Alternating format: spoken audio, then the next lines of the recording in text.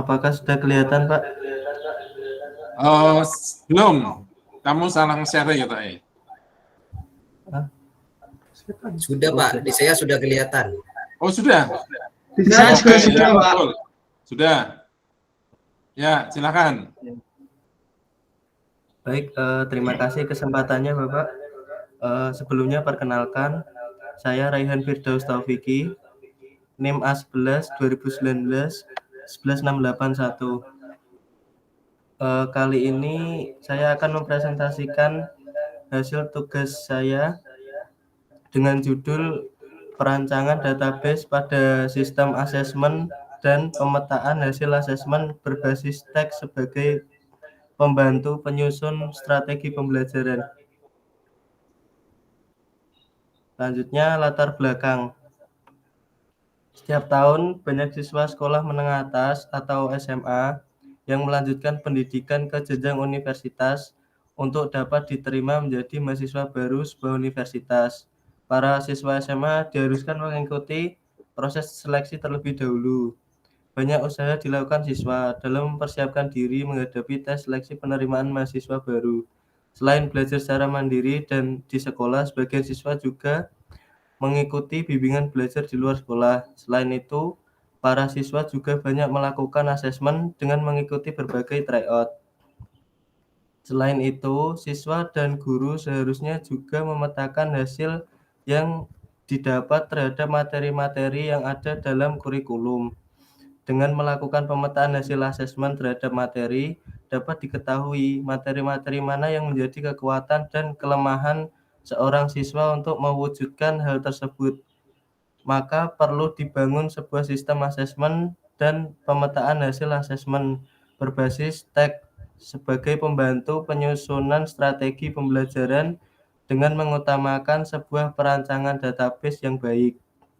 Tahapan yang digunakan dalam perancangan database adalah pengumpulan dan analisa data dengan data sekunder melalui website merujuk pada e-learning dan ujian online. Perancangan database konseptual, perancangan entitas relationship diagram, perancangan database logikal, perancangan database fisikal, struktur penyimpanan pada file-file database. Selanjutnya, rumusan masalah. Rumusan masalah berisi bagaimana cara pembuatan database tersebut, lalu ujikan database tersebut dengan tujuan mampu membuat database dengan benar dan mampu menguji database. Berikut pembahasan. Untuk yang pertama, pembuatan database. Yang bagian sisi kiri merupakan hasil execute query database untuk membuat sebuah database dengan nama examdb. Selanjutnya, database tersebut tabel akan dibuat. Selanjutnya, untuk pengujian database, yang pertama yaitu anomali testing. Pengujian anomali testing dilakukan melalui PackAdmin.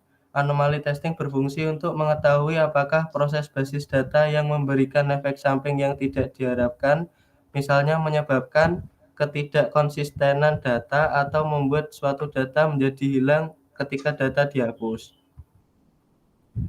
Berikut contoh anomali testing insert. Ketika dilakukan insert data pada tabel event ujian, maka tabel lain tidak ada perubahan. Hanya pada tabel event ujian yang mengalami penambahan data, sehingga sudah tidak terdapat anomali. Yang selanjutnya yaitu pengujian anomali delete. Ketika dilakukan delete data pada tabel nilai, maka tabel lain tidak ikut terhapus. Hanya pada tabel nilai yang terhapus, sehingga sudah tidak terdapat anomali lagi. Selanjutnya, untuk anomali update. Ketika dilakukan update data pada tabel nilai, tabel lain tidak ada perubahan pada tabel lain. Hanya pada tabel nilai yang mengalami perubahan, sehingga sudah tidak terdapat anomali. Selanjutnya, pengujian yang kedua, yaitu pengujian constraint. Constraint basis data merupakan struktur yang dibuat oleh pengguna atau perancang basis data yang mencerminkan perilaku dari suatu tabel dan kolom constraint dirancang pertama pada saat mendefinisikan basis data dengan tujuan utama proteksi validasi data. Cek constraint pada kolom status ujian pada gambar 9. Di bawah ini merupakan gambar 9. Diimplementasikan pada tabel peserta ujian kolom status ujian. Pada kolom ini hanya diisi angka 0 atau 1 pada gambar 10. Berikut gambar 10. Saat pengujian insert data yang tidak sesuai dengan pembatasan data pada kolom status ujian, ketika execute query akan muncul validasi. Hal ini berarti constraint telah berhasil diimplementasikan. Kemudian cek constraint pada kolom nilai pada gambar 11. Cek constraint diimplementasikan pada tabel nilai, kolom nilai. Pada kolom ini hanya diisi angka 0 atau 1. Pada gambar 12 saat pengujian insert data yang tidak sesuai dengan pembatasan data pada kolom nilai, maka data ketika execute query muncul validasi. Hal ini berarti constraint telah berhasil diimplementasikan. Untuk selanjutnya, cek constraint pada kolom jenis kelamin guru. Pada gambar 13, cek constraint diimplementasikan pada tabel guru, kolom jenis kelamin. Pada kolom ini hanya diisi huruf P atau L. Pada gambar 14, saat pengujian insert data tidak sesuai dengan pembatasan data pada kolom jenis kelamin, maka data ketika execute query muncul validasi. Hal ini berarti constraint telah berhasil diimplementasikan. Berikut gambar 11 sampai gambar 14. Ini adalah bagian query kolom nilai tadi. Ini untuk jenis kelamin guru. Selanjutnya, cek constraint pada kolom jenis kelamin siswa. Pada gambar 15, cek constraint diimplementasikan pada tabel siswa kolom jenis kelamin. Pada kolom ini diisi huruf P atau L. Dan pada gambar 16, saat pengujian insert data yang tidak sesuai dengan pembatasan data pada kolom jenis kelamin, maka data ketika execute query muncul validasi. Hal ini berarti constraint telah berhasil diimplementasikan. Ini merupakan gambar 15 dan 16. Kesimpulan, berdasarkan hasil analisis data sekunder diperoleh rancangan database untuk sistem asesmen dan pemetaan hasil asesmen yang dapat membantu guru dan siswa dalam proses perekapan dan pemetaan hasil asesmen. Yang kedua, dari hasil analisis dan perancangan didapatkan database yang terdiri dari tabel guru, tabel siswa, tabel ujian, tabel soal, tabel peserta ujian, tabel grup member, tabel ongoing exam, tabel nilai, tabel event ujian, tabel nomor soal, tabel tag, tabel standar nilai, tabel clipboard, dan tabel mata pelajaran. Yang ketiga yaitu tabel yang mengalami normalisasi bentuk 3NF, yaitu tabel detail event, ujian, dan tabel detail group member. Sekian dari saya. Terima kasih. Ya, terima kasih Mas Rehan atas presentasinya ya. Ini memaparkan sebenarnya ini masuknya ke topik database. Mengapa muncul alasan merancang sebuah database atau tabel dengan normal tertentu atau minimal normal 3, itu ada di topik semester yang lalu tentang database. Hal yang menarik yang perlu menjadi ingatan adalah bahwa di dalam database itu tidak boleh ada data yang hilang. Di situ ada tulisan kalau data itu dihapus, maka datanya tidak hilang. Berarti memang data itu tidak boleh hilang. Tapi sekalipun ada perintah menghapus. Ya, jadi itu yang penting karena banyak para perancang pemula itu toat, ya, toatnya malah salah. Taatnya yaitu apa? Yaitu kalau datanya dihapus itu ya hilang, Pak. Enggak boleh. Kalau datanya dihapus ya berarti cuma tidak terlihat saja gitu ya. Sehingga memang dalam perilaku database itu, perilaku data di dalam database itu hanyalah bahwa data itu semakin bertambah. Ya, jadi kalau kamu menghapus satu data, maka data ini harus diberi tanda bahwa data ini sudah dihapus.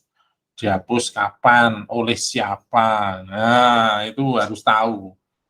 Ya, terus kemudian di beberapa dokumen terkait, maka data tersebut memang dibuktikan tidak terlihat, tapi sebenarnya dia tidak hilang. Nah, itu konsep database itu konsep data dalam database seperti itu.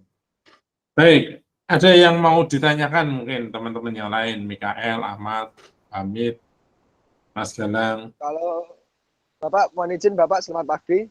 Yeah. Saya hanya menambahkan kata-kata Bapak tadi. Itu kalau enggak di track aja kan juga bisa Pak, lebih simpelnya Pak. Daripada kita menghapus di track, dari dalam arti data itu memang sengaja disembunyikan, nah cuma jangan dihapus. Jadi ada backupnya, jadi ada manipulasinya lah Pak. Dibagi dua data itu. Ya, jadi sebenarnya ini bukan manipulasi, Mas. Memang kita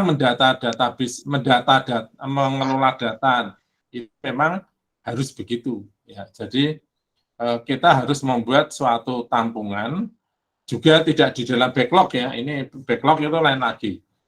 Jadi yang sering banyak dilupakan adalah tentang data yang dihapus ini. Sebenarnya harus masuk ke dalam sebuah tabel tersendiri yang menyatakan itu adalah data yang sudah terhapus. Ya, jadi bukan di dalam backlog, tapi memang lalu ditelusur, bukan begitu, tetapi memang harus tersimpan. Nah, kasarannya itu data yang dihapus itu harus tersimpan. Ya, jadi kalau ya ini ilmu lain ya, ilmu lain lanjut gitu ya. Ilmu cyber Pak itu Pak. Betul. Jadi ilmu cyber Pak. Kalau nanti misalkan ada data yang diedit pun ya, maka editing itu juga harusnya ada satu tabel yang menuliskan history gitu ya. Tabel itu yang kita buat ya. Jadi ini memang merancang basis data kalau sudah level ke advance itu kaitannya sudah tidak dengan aplikasi, tetapi mungkin dikaitkan dengan keamanan, kemudian disampaikan keamankan kerahasiaan, nah, seperti itu ya. Sehingga nanti setiap kali ada kerahasiaan itu artinya memang ada satu sistem database tertentu yang dipakai untuk kontrol ya. Nah, ini hanya akan bisa dibuka oleh seorang yang level super user misalkan begitu ya, super user, sehingga nanti semua catatan tentang perubahan data itu terlihat ya, dan bisa dibuktikan. Termasuk dibuktikan bahwa itu datanya aneh atau anomali itu tadi ya. Jadi ini misalkan ya mungkin yang paling gampang, data nilai mahasiswa kok bisa berubah toh? Nah, apa nilai mahasiswa bisa berubah? Jawabannya kalau tidak ada transaksi nggak bisa berubah. Jadi harus ada transaksinya. Nah, transaksinya itu apa? Bisa semester antara, bisa karena rapat khusus ya. Kemudian kewenangan dari petinggi di program studi, yaitu ketua program studi, misalkan kasarnya begitu. Itu harus ditransaksikan. Jadi bisa prinsipnya berubah. Tetapi kalau berubah secara reguler itu adalah melalui sebuah transaksi KRS. Nah, maka nanti harus ada satu, ya kalau ini sudah kepenelusuran nanti, ya kan. Ini data mahasiswa ini Mas Raihan kok nilainya berubah. Dari mana nih? Cek KRS. Udah ada, cek KRS semester antara. Oh ada, oh ya sudah. Siapa yang ngajar? Oh ini, berapa nilai detailnya? Oh ada semua. Nah ini baru benar ya kan. Tapi kalau ternyata tidak ada catatannya, aneh. Karena apa? Karena ingat, di dalam sebuah komunitas atau mungkin kelompok programmer perancang basis data dalam sebuah tim itu kan tidak semuanya berarti malaikat ya, siapa tahu ada yang berarti iblis, lalu melakukan transaksi. Nah, dia mempunyai kekuatan yang sangat besar untuk bisa mengubah data, ya toh. Pak Himawan jenis kelaminnya diganti perempuan, itu aja bisa saja ya. Lalu Pak Himawan ganti kelamin perempuan kayak Lucinta Lina saja misalkan gitu. Ya, tapi secara transaksi nggak ada sebenarnya. Ya, nah itu beberapa tambahan mungkin dari saya untuk merancang basis data memang tidak hanya sekedar normalisasi ya, tetapi ada hal yang lain. Ya kemarin sudah saya ceritakan juga ya. Baik, terima kasih usulannya Mas Galang. Ada yang lain lagi? Oke, kalau tidak ada Cukup, saya Pak. lanjut. Ya, Cukup, Mas apa ini? cukup Pak, Ahmad cukup. ya. Mas Muhammad Ahmad Saifullah, silakan. Presenter kedua ya.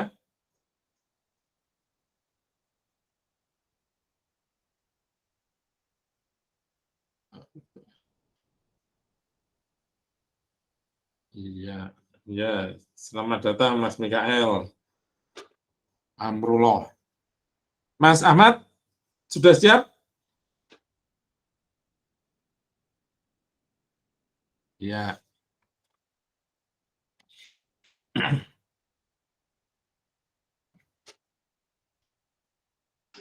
Apakah sudah muncul, Pak? Ya, proses tempat saya sih. Sudah Pak, di sini sudah. Waduh, berarti sinyalnya kencang di Madura ya malah. Iya Pak. Ya, oke. Silakan.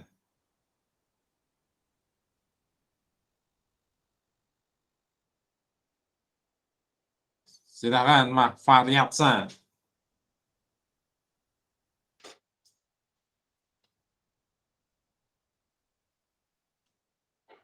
Mas Faryatsa, apa kamu mute?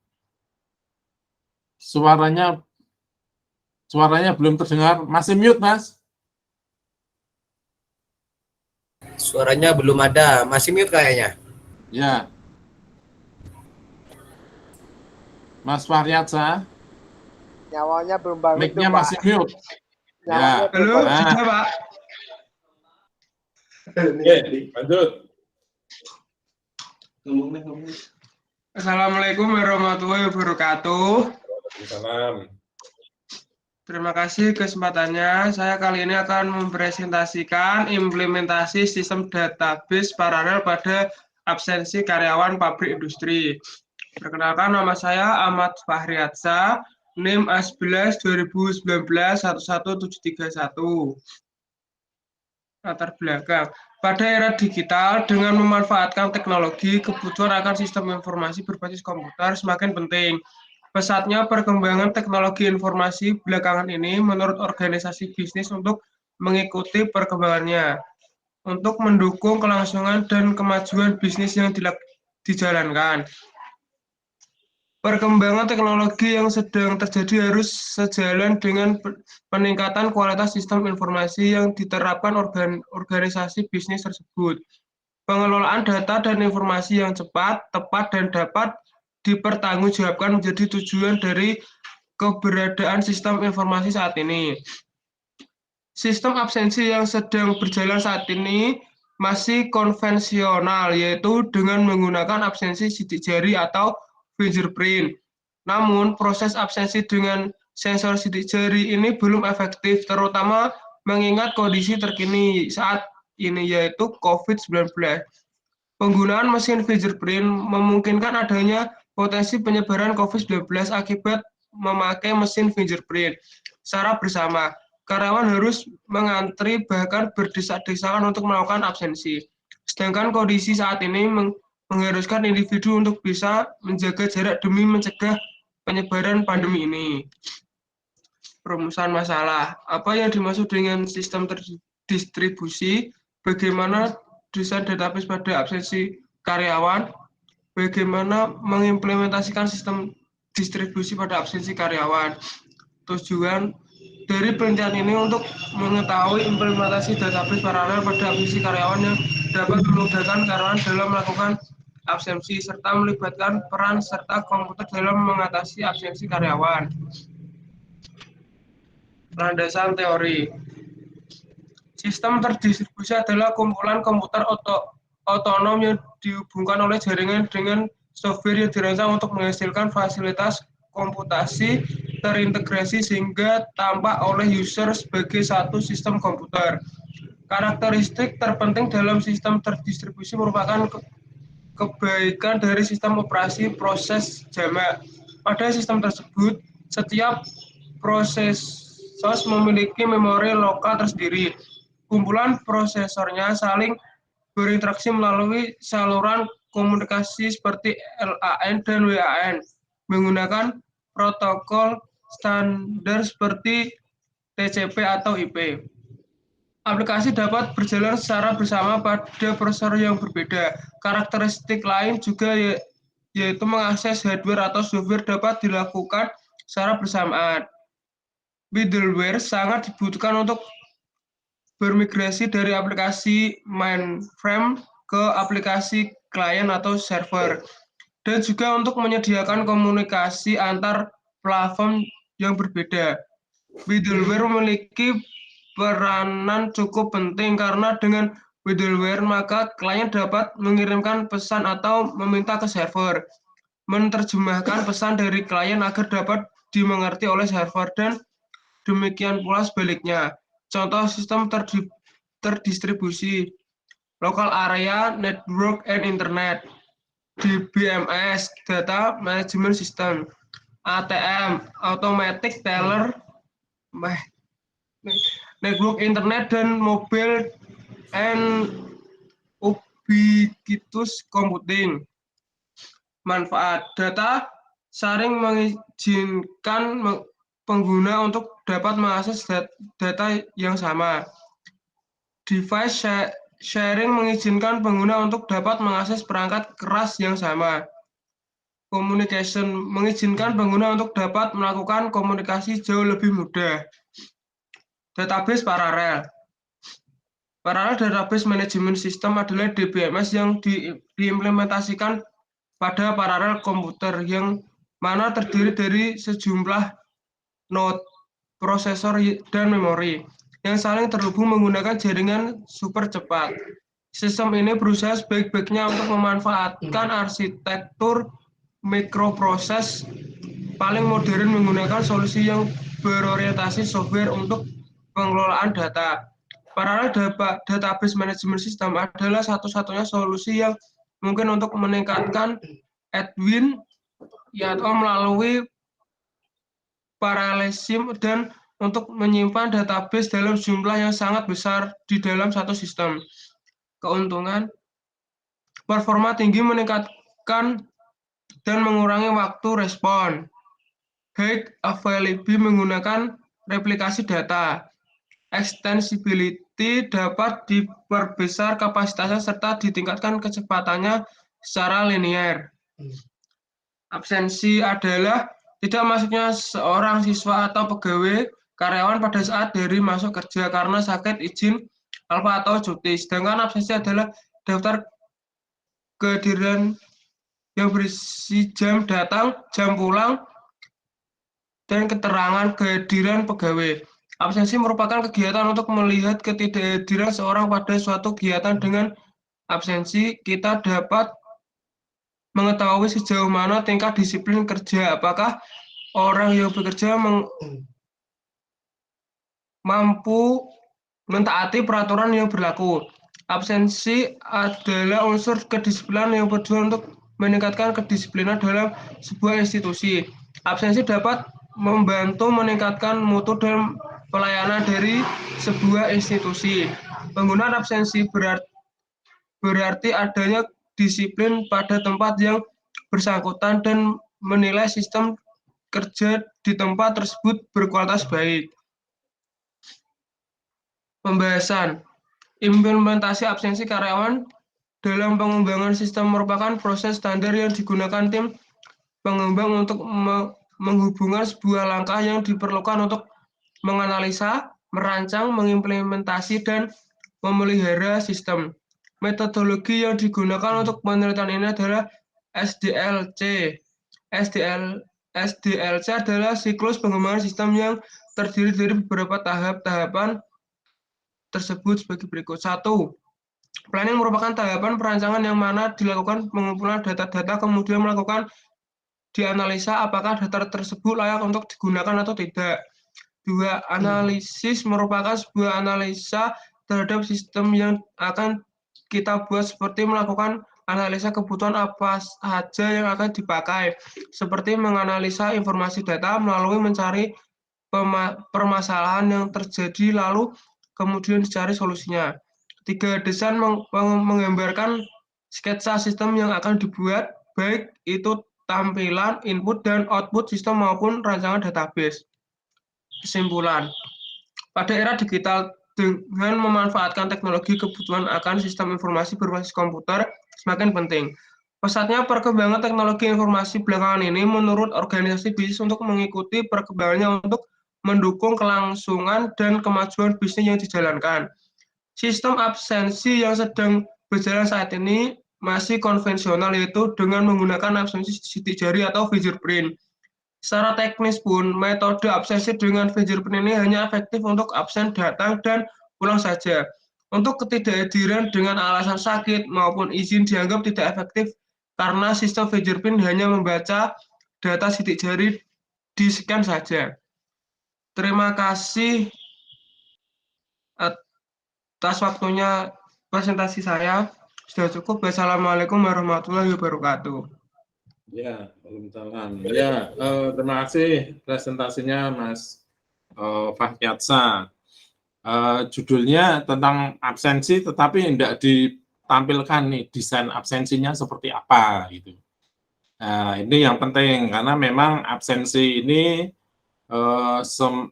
dengan teknologi internet yang semakin kencang, lalu mulai banyak kantor-kantor yang memanfaatkan teknologi ini.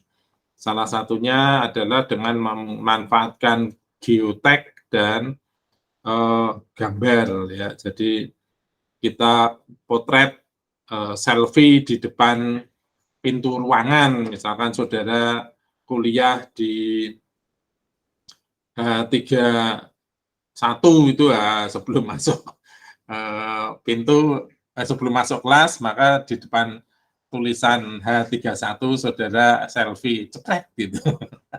Itu ya sekarang itu ada yang model begitu. Nah, ini Mas Fahyatsa ini juga sudah menjelaskan tentang adanya konsep basis data terdistribusi atau tersebar ya.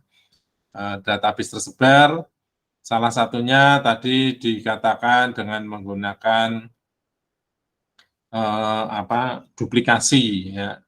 Ini salah satu teknik ya. Semuanya itu ada beberapa teknik yang saling bertolak belakang. Mengapa kok bertolak belakang ya? Karena tidak ada yang sempurna.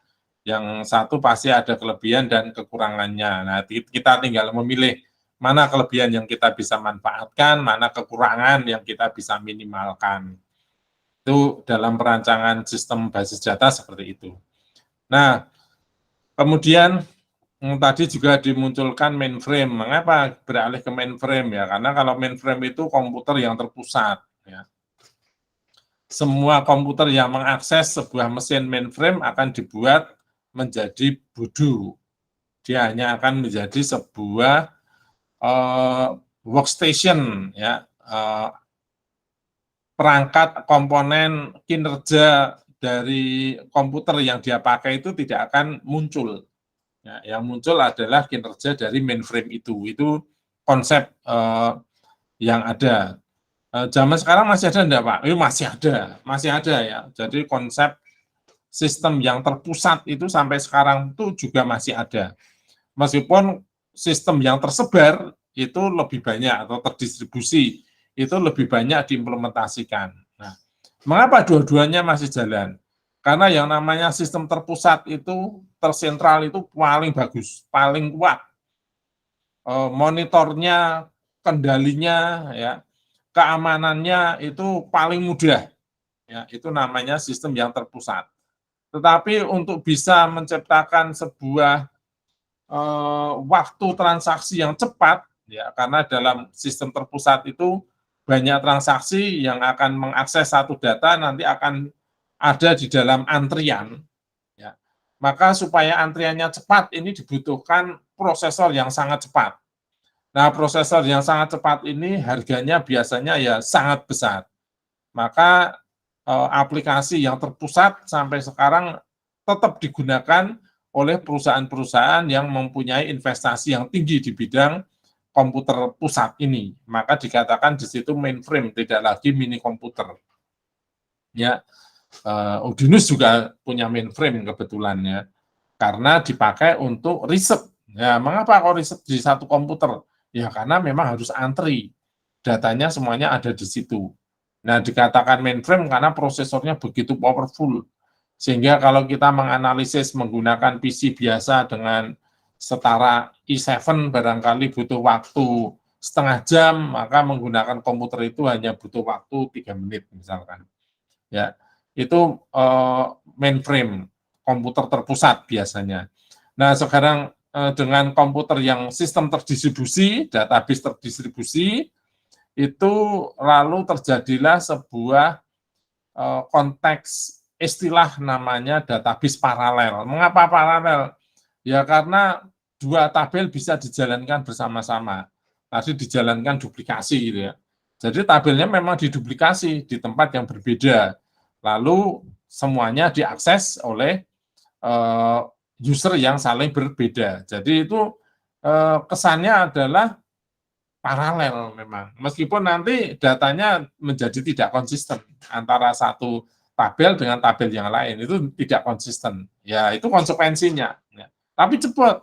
Nah, supaya konsisten gimana? Ya, nanti akan disinkronkan. Gitu kan. Selalu ada jalan keluar. Nah, kita tinggal milih yang mana. Nah, tapi ini sayangnya tadi Mas Fahriansah ya tidak munculkan bentuk absensinya seperti apa. Memang fingerprint itu kan memang harus sentuh, Mas. Ya, nah, sedangkan untuk sakit atau tidak, ya ini gimana? Apakah sakit itu harus selfie?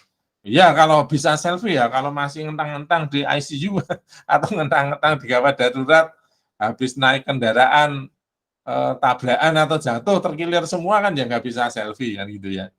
Nah, ini harus ada satu kesepakatan memang pernyataan seperti itu harus ada penyelesaiannya. Atau mungkin seperti gaya bekerja masa kini ya.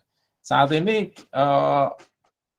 pemerintah pusat pun sudah akan menerapkan konsep bekerja dari mana saja ya kan. Apa itu bukan WFH tapi WFE ya. Work from anywhere ya untuk pegawai negeri. Jadi nanti pegawai negeri pun tidak diwajibkan untuk datang ke kantor. Nah, tetapi kalau dia tidak datang ke kantor, dia tetap harus bekerja. Seperti saya pagi hari ini, saya juga belum ke kantor nih, masih di rumah. Tapi kan saya sudah ngajar. Nah, ini absennya gimana? Ya, absennya bagaimana ini? Nah, kalau di Udinus, salah satunya adalah menggunakan Meet ini. Ya, jadi ini akan jadi bukti bahwa saya telah mengajar sejak jam berapa tadi? 7:30 udah online.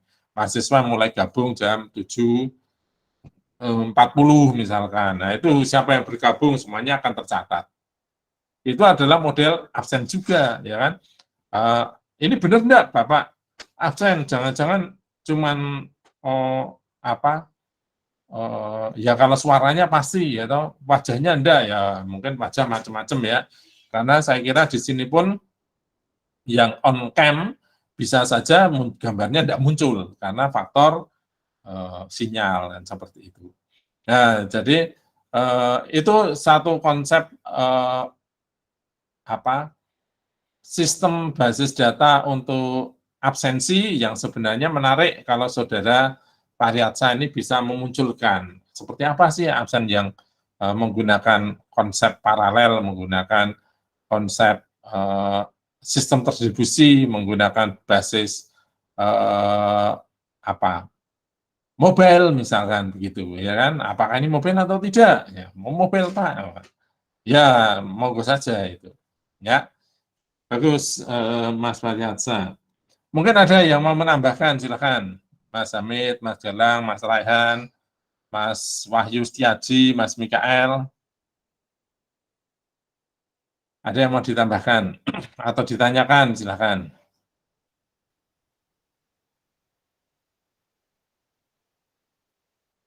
Halo?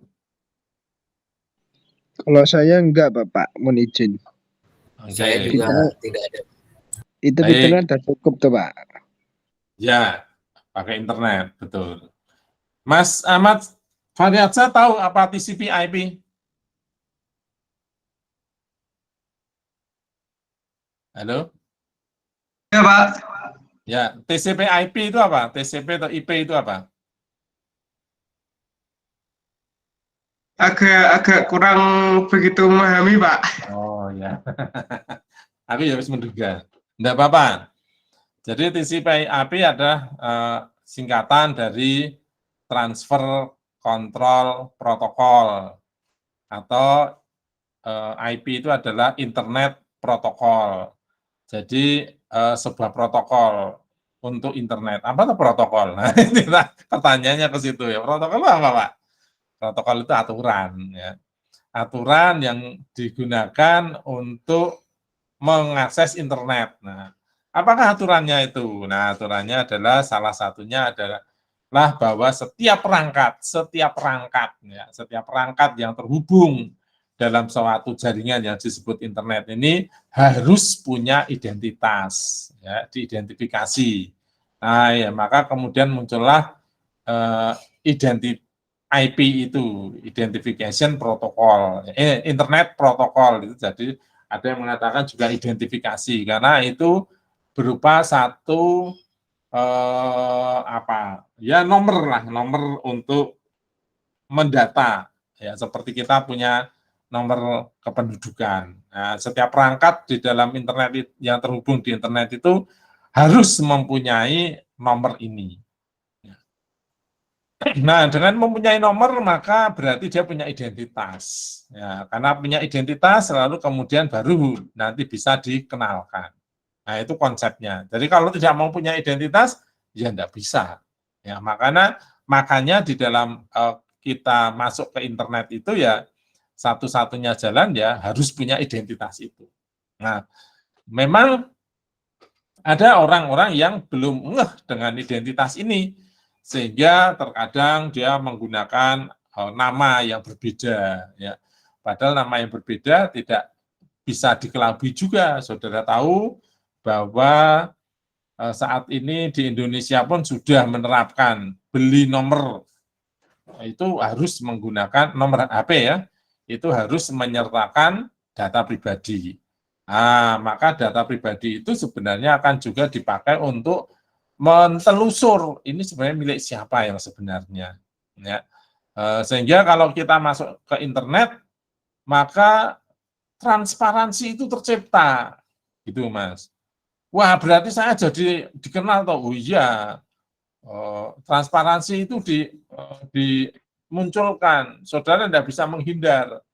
Kamu buka situs-situs judi misalkan, ya ketahuan tetepan. Ya kalau mungkin Mas Galang tadi sudah menyebutkan IT forensik, ya iya ketahuan itu. Ya karena memang karakter di internet itu mencatat semua perilaku gitu ya. Nah, jadi kamu masuk apa-apa ya wis kecatat semua. Tapi case-nya saya hapus Pak, case-nya dihapus kan nggone kowe. Nah, kalau di server Sama browsernya aja, ya, Pak. ya. Kalau di ininya ya masih tercantum juga, Pak. Sama Ya, aja, Pak. makanya jadi ya plus minus ya kan. Jadi semuanya itu tetap bisa ditelusur. Nah, kalau pengen tidak kehilangan jejak, jangan gunakan internet, itu malah aman. Jadi jangan gunakan internet. Itu paling aman ya. Jadi matikan internet saudara, matikan handphone saudara, ngomong-ngomong biasa itu malah tidak ada jejaknya aja. Oh masih ada Pak, apa CCTV, wah berarti itu kudu tekan hutan gitu mungkin. Saudara harus lari ke hutan atau ke gunung atau ke gua yang tidak ada CCTV-nya. Ya itu suatu hukum alam ya sekarang. Tidak bisa kita menghindar. Ya, satu-satunya jalan ya jadilah orang yang baik gitu aja. Oke, kalau tidak ada Mas Mikael, mau presentasi sekarang? Mikael Amrullah, ini pas muncul, kemudian juga Mas Vicky, ya, Vicky Wahyu. Mau presentasi sekarang atau nunggu jatahnya? Vicky dan Mikael itu jatahnya hari Jumat. Halo? Bah, lagi jalan-jalan nih. Baik, kalau memang tidak ada, ya saya akhiri pertemuan pada pagi hari ini.